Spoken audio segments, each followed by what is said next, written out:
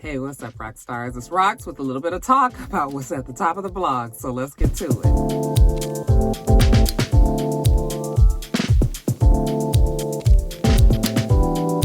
All right, you guys, it's an eventful day around the It's Rox household.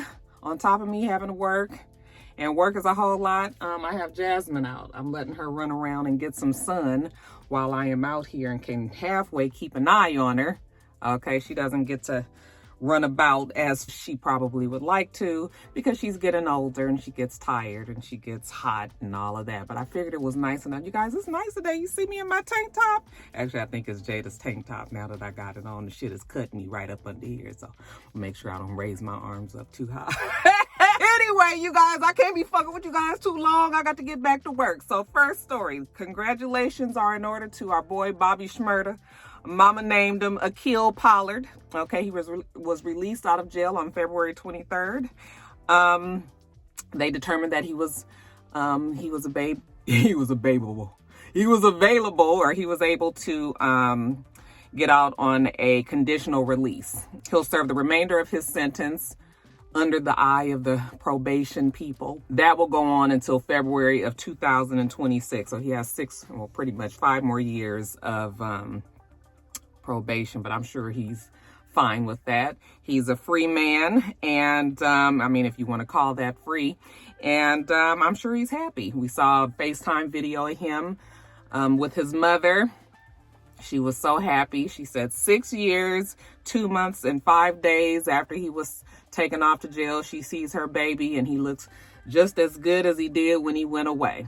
Okay, and you guys remember BobbySmurda was the young man who was charged in connection with a gang that he was still a part of in Brooklyn. I think the gang was called GS9. And yeah, he was charged with weapons charge, 4th degree conspiracy charge. You know, they were out there doing what gangs do. He pled guilty, refused to snitch on the others that were involved. And yeah, I guess he was content to sit out his time in jail. So 6 years is a long time. I mean, fuck, 1 day is too long if you ask me. I remember reading this story back in the day. I think I even remember talking about it on top of the blogs, how that gang basically was cutting the fuck up out there. And you know what's interesting, or I'll never really understand? I mean, I get it. It's hard for people that were a part of the streets to get out of that life when they become successful, but BobbySmurda was really on his way. What was the name of the song? Hot Nigga. Hot Nigga went 5 times platinum. Bobby Bitch was certified platinum, and his album Smurda She Wrote went gold. So I mean, he was doing well enough, you know, and I remember seeing everybody doing the dances. I remember Chris Brown in the video. I mean, all of this was going on, right? And we was all kind of shocked when he got caught up in that gang shit. And I mean, I was just like, you know, at some point you expect them to eventually just tell so that they can get some lesser time. But that is not the route that he took. 6 years, 2 months, and 5 days later, he is free. They say that Quavo rented a private jet and went and picked him up and gave him an obscene amount of a stack of money just so he can get on his feet. I didn't even know that Quavo knew BobbySmurda like that, but maybe he did, you know, maybe he did. I don't know the ins and outs of these rappers now, do I? But, yeah, gave him a big stack of money. We actually saw the video, and, you know, whenever you see the video of them people, you know, things like that, you just be like, why we got to be looking at you give all this fucking money? Okay, when I got a student loan that I'm sure one of them stacks would take care of. So he got the big stacks of money. And I mean, I don't know how far that's going to take him in New York. Hopefully, though, BobbySmurda, you know, Akil Pollard, hopefully he will, you know, lean in more to his rap career and less of that life that he left. You know, hopefully he did leave it. I'm imagining that he did. I'm sure he don't want to go back into the joint. But it probably is difficult. Like, what do you do after you've been gone that long? What do you guys think was the first thing that he did? Now, we saw the pictures. Him in it looks like they're in a hotel room, or maybe they might be on the jet, but you know, the white women behind them. I mean, I don't know if they're white, but they ain't black. It's just sort of like, oh, don't get out and go there. I guess the heart wants what it wants, or maybe the loins in this case. But yeah, I mean, I guess, child. Let me not besmirchify BobbySmurda and his, the sowing of his oats as he's a free man now, y'all. I'm sure he's trying to get his stick. I can't even get the words out. I'm sure he's trying to get his stick dipped in wherever he can for right now. But again, I bet you it's hard to, reacclimate your life when you've been gone so long. So many things have happened in the last 6 years, although I'm sure he's been in touch, but still it's different when you locked away, I'm sure. But nevertheless, we are happy for Mr. Smurda that he is out. And like I said, hopefully he will keep he'll keep himself clean, and we can look forward to more music from BobbySmurda. Congratulations, Mr. Pollard.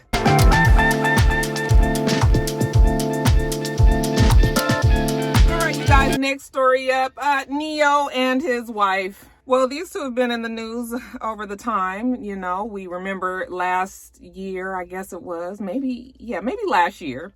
It could have even been the year before last, around the end of 2019. Neo came out with a song. I don't think it was formally released, but we knew of a song called Pinky Ring, where he's talking about putting his wedding ring on his pinky ring. And, I guess that would mean that he is no longer married. And then quickly after that, he did an interview and he said that they were getting a divorce, that, they just were different people, and he's not going to say anything bad. There's bad things that's happened between the both of them and all of this, child. He was talking in riddles, but basically what he was saying is that he ain't trying to be with the girl no more. Now, that seemed to hit Miss Crystal Renee Smith by surprise. I don't think she was expecting a formal divorce announcement like that. But okay, I guess what choice does she have? Her husband says that he doesn't want to be with her any longer. So, they did they had a little bit of scandal going along when we saw her with, a video of her with, Ryan I Fucks Everybody Henry. So we saw a picture of them two together, and they was like, oh Lord, she sure does move on fast while she's hanging out with Ryan Henry. But she said that she and Ryan Henry, I can't get my words. She and Ryan Henry were merely friends. I said, well, of course, Ryan only fucks his friends.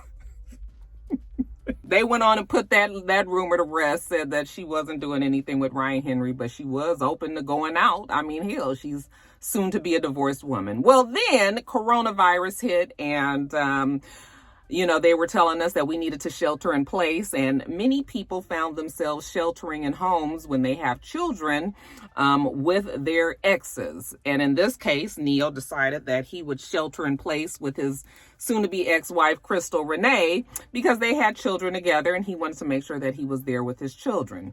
Well, what do they say? Well, they say absence makes the heart grow fonder. But you know what? Sometimes when the bitch is in the house, you be fond too. It can work out either way. You can be real sick of them, or you guys can, reconnect and find that, hey, they ain't so bad. And I guess the latter is what happened with Crystal and Neo.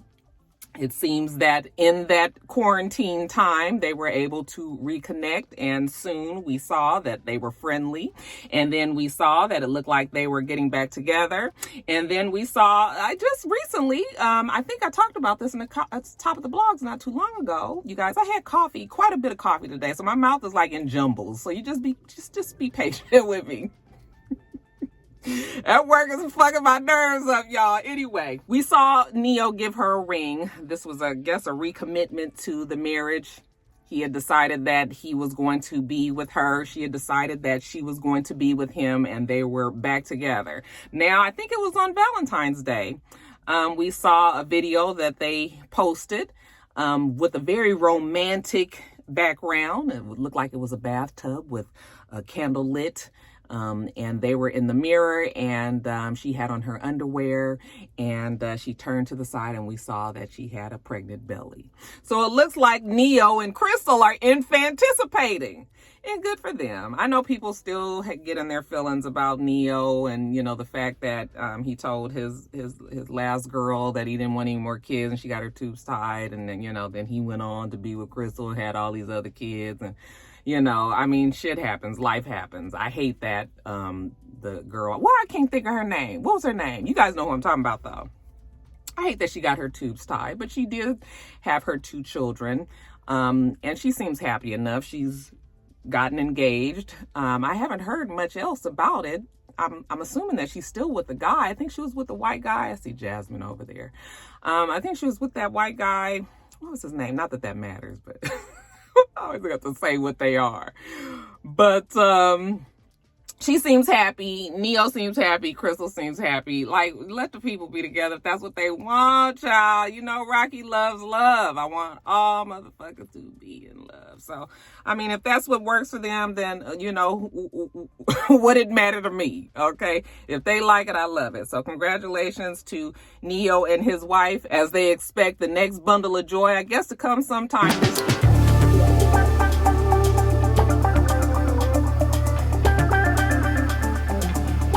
You guys, your boy MeekMill. Hey, I don't really know what's going on here, but because I haven't really been on social media all this week. Like, I haven't really been on social media. If you guys notice on my Instagram, I really haven't been on much because I've been working. I know y'all sick of hearing about that damn job, right? Woo! Anyway, I saw some chatter the other day that Vanessa Bryant was upset with MeekMill for what he had said in a song. And I was just like, oh, Lord, you know, Vanessa Bryant, we don't see or hear too much from her. So whenever she does come about, it's usually because of something that's going on with Kobe. And of course, I was just like, what this motherfucker say about Kobe? Well, evidently, MeekMill has a so far unreleased collaboration with Lil Baby. And did I write down what the name of the song was? I don't know what the name of the song is. I don't even know what the song is about. But there is a line in there where MeekMill says, and I quote, yeah, and if I ever lack, I'm going out with my chopper. It be another Kobe. Okay, so I don't really know what that means, but when we hear Chopper and we hear Kobe Bryant, we know how he died. It's honestly too soon to be saying shit like this. People is real tender about it. You can imagine if you are the wife of Kobe Bryant that you would have some feelings about this. She came out and said that she felt it was very disrespectful and just in poor taste, and she doesn't really know MeekMill. She doesn't know his music at all. I was like, look at that slight shade. But she said that she feels like he should still be better than that. And if he was looking of ways to admire her husband, then there are better ways to do that. Well, I mean, who says that that's what he was trying to do? You know, the line in and of itself is not necessarily, you know, it doesn't really say anything bad about Kobe per se, but, you know, we just don't even want to hear nothing about no chopper and no accident, no, going out, none of it. We just ain't ready to hear that yet. Just like now when you hear in the Biggie lyric, blow up like the World Trade Center. When he says that, that's an iconic line. But I remember when it first came out, I was just like, wow, is that what he's saying? I mean, these rappers try to come up with things that just are clever and all of that. Sometimes it works, sometimes it doesn't. In this case, to me, like I said, I think it's too soon. MeekMill came out and said that he did apologize to Vanessa Bryant behind closed doors. He says that, you know, the conversations that he has is not for social media fodder, and that, yeah, he did speak with her, and I guess he was able to express to her that he didn't mean any disrespect. But then shortly after that, he got on Twitter and, you know, he got to running off about how people be hating on him and how everybody on social media is like groupthink and they brainwashed, and you know what, he's sick of them coming after him and he's about to go back to being in savage mode, you know, fuck y'all feelings and this, that, and the other. Okay, so you know, even though he did apologize to her, in the end it kind of seemed like he was still kind of coming at, I mean, just sort of the situation itself, you know. So, I mean, I don't know. You know, what they do on social media and Twitter and all that is one thing. I just think that the song, like they said, is in poor taste. But, I mean, the man can do whatever he wants to do, right? It's just, it ain't a good look to me. That's all I'm saying. But, I mean, I mean, the song is not even released. So I don't know if they plan on releasing the song, especially after it's gotten kind of this bad response. But, I mean, I guess, child, we'll see. We'll see. But what y'all think about Meek Mill and the line that he used? I mean, it's not directly, like, it didn't say anything, like, graphically horrible about the way Kobe died and anything. But like I said, Chopper, Kobe, going out, we don't want to hear none of that. Nuns.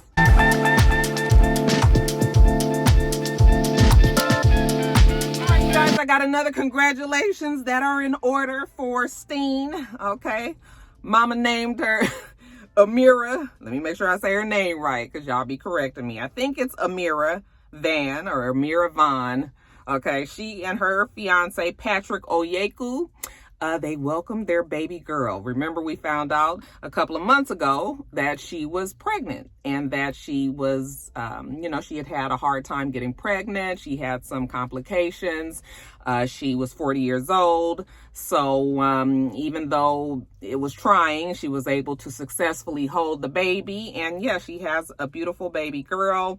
They named her Nyla Faye Oyeku. Okay, so good for her. She looks very happy, and the baby is beautiful. I think I saw a picture of the baby. Y'all don't give me the lying. I think I saw the baby though.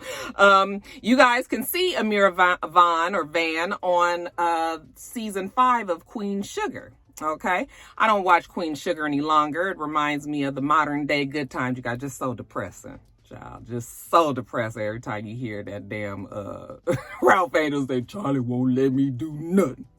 I'm so mad at Charlie.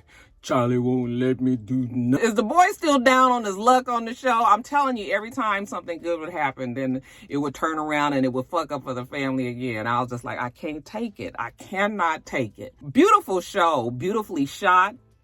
The acting is great. I enjoy the characters and everything, but when you put it all together on the show, I just can't do it, you guys. But I'm glad to see that it is still rolling successfully. Season 5, like I said, she's playing, looks like she's playing the daughter of, I guess a secret daughter of Sam Landry. I was just like, oh, well, look at that. And they say that she's quite the opponent to old Charlie.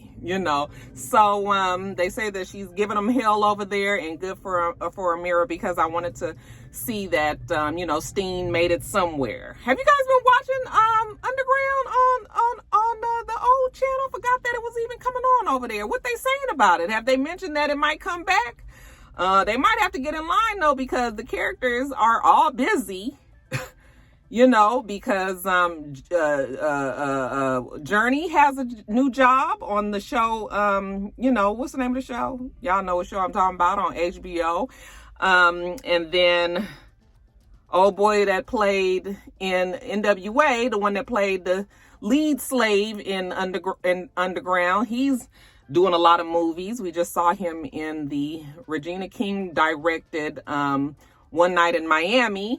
Amongst other things. And then, like I said, Amira, she's been busy ever since she left there. So, everybody now is busy. So it won't be as easy for them to even get all of them together, get the schedules to line up, and to put the show back on. But, we still kind of holding out hope that it comes back. But y'all, I wouldn't hold my breath on that one. Okay.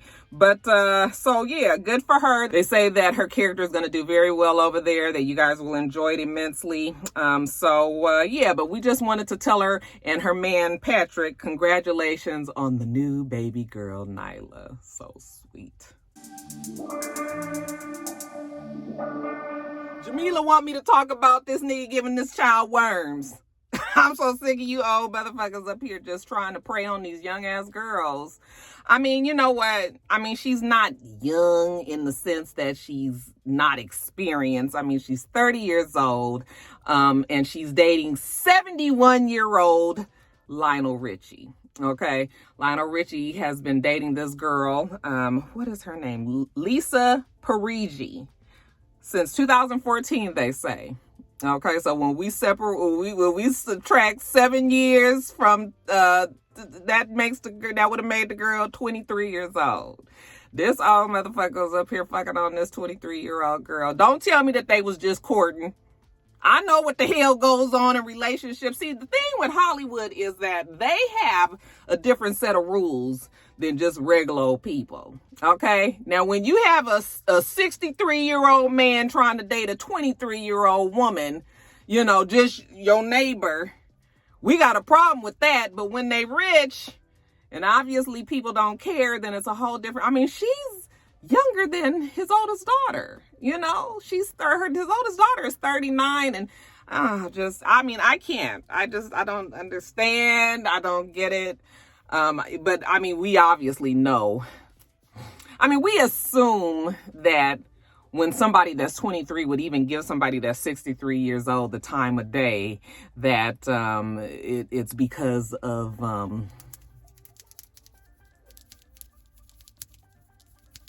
There ain't no 23 fucking years old trying to sit down with Paw and see what the hell his ding do when it's a whole bunch of strong, viral young men out there willing to give her a good go around. And you can say all you want, that the girl was mature and that, you know, she's always, you know, she been here before and whatever you want to say. But come on, what is going on in Hollywood with these all the same with Scott Disick? Scott Disick. Okay, he didn't stop riding his bicycle around the high school long enough to get him a 19-year-old, traded in the last girlfriend. We kind of, you know, after we got used to them being together, we still thought that it was some bullshit. Okay, but we was just like, well, they doing what they do and they seem to be happy and the families seem to be okay and the girl is legal age, so what can we do? We left it alone. But now that he got a second one now, this is a little troubling. I mean, I can't even imagine what a grown man would want to be doing with a 19-year-old anyway. You know, when I listen to Jada talk with her friends, I'll be like, child, what the, like, what are y'all talking about? I can't imagine being in a relationship with one. Okay, but I'm sure sparks shoot out her puss, and I'm sure, you know, that don't even sound right as a young kid. Like, oh, it's just the whole thing is so wrong. But like I said, it's Hollywood, and that's what they do, evidently. So, I mean, I'm gonna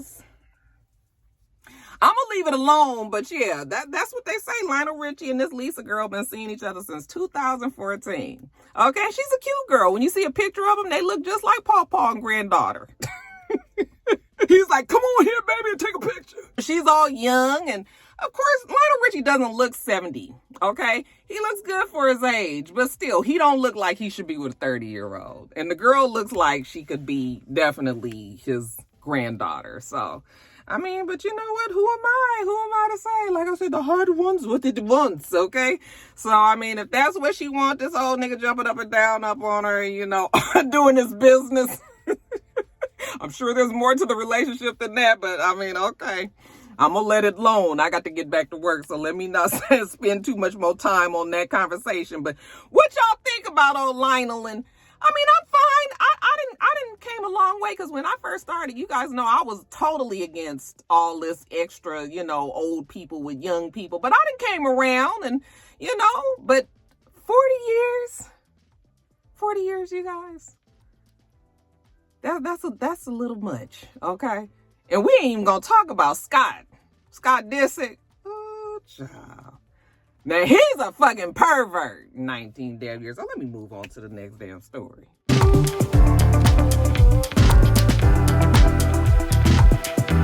Next story, the issues between LaKeith Stansfield and Charlamagne the God. So it seems that they have been having a problem with each other for some time, which is not surprising because Charlamagne has rubbed so many people the wrong way over the years.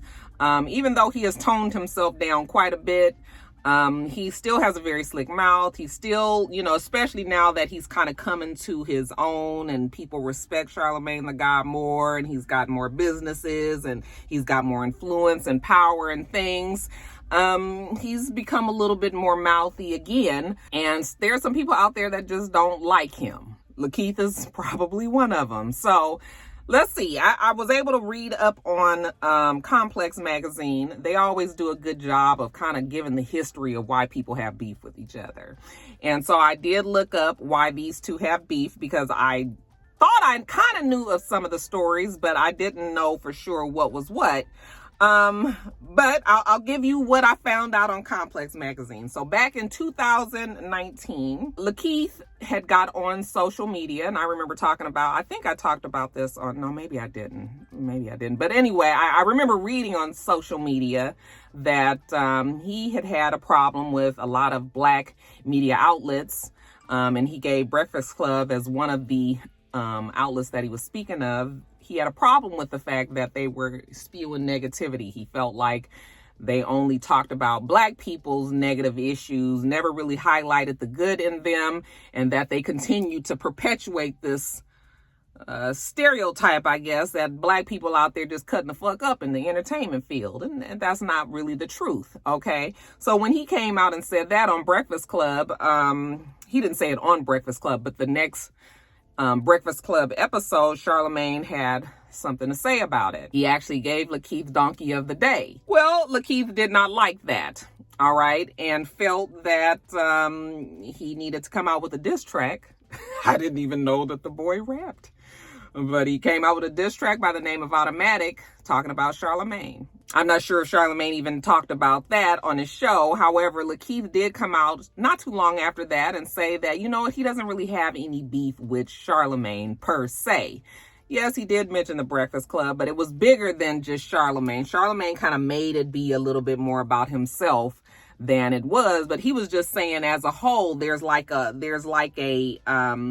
I mean, you guys understood what he was saying. He felt that there was a lot of things on social media. There were a lot of things on the internet that was just bringing down the Black culture, not necessarily things that were out there lifting us up. And those outlets were very popular and people frequent them a lot. And so that just kind of gets people to thinking that those outlets are the truth, that that's exactly what a person is.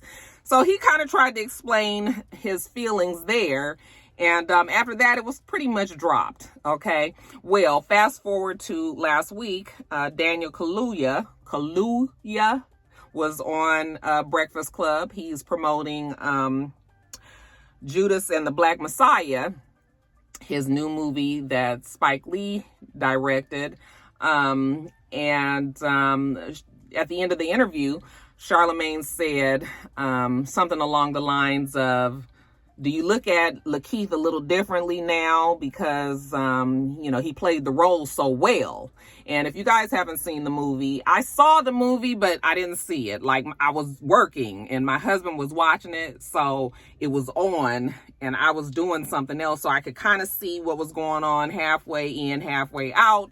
I'm going to have to sit down and really watch the movie. But I heard the movie was unapologetically Black, that it was fantastic. I mean, I was looking at the movie and I was like, this definitely is a movie that is for Black people. You know, I read an article that said that this was the only movie that they could think of in a long time where white people was not the savior. There was not a white person in there at any moment because, you know, Black movies, when we have a subject such as this, usually has some sort of white savior to come in and sort of save the day. And that was not the case here, and that, you know, Spike Lee did want to stick to history. And so anyway, like I said, I haven't watched the movie in full, but LaKeith plays an FBI informant. So that was Charlamagne's slick way of saying, like, you know, he played that role so well that he must be just like how the character was. Well, Daniel shut it down pretty quickly. He was like, is there still a beef going on between you and LaKeith? Is that what this is, you know?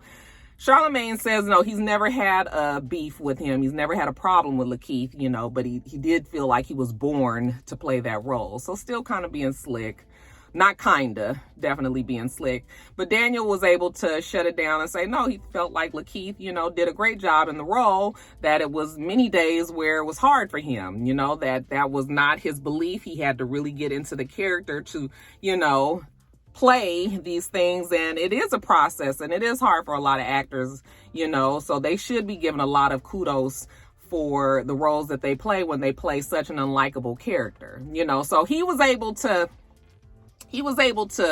kind of shut Charlamagne down, but yeah, LaKeith, he didn't like that again, so of course he had to come back out and comment on just you know, what a hater and just what kind of person that Charlamagne the God is. And, you know, so it's just going to continue on because Charlamagne is petty enough where he's not ever going to kind of admit that the shit that he says, even though he says it in a way where he feels like he's just playing and all, you know, that some people just ain't playing, you know, and LaKeith obviously is not playing. And he's one of them serious types anyway. And, you know, so... But like I said, people do have a problem with Charlamagne a lot of times. So, I mean, sometimes he says things that are true, and then other times you just kind of be like, okay, Charlamagne. That is pretty much what their beef is. There may be more to it, but I was able to gather that.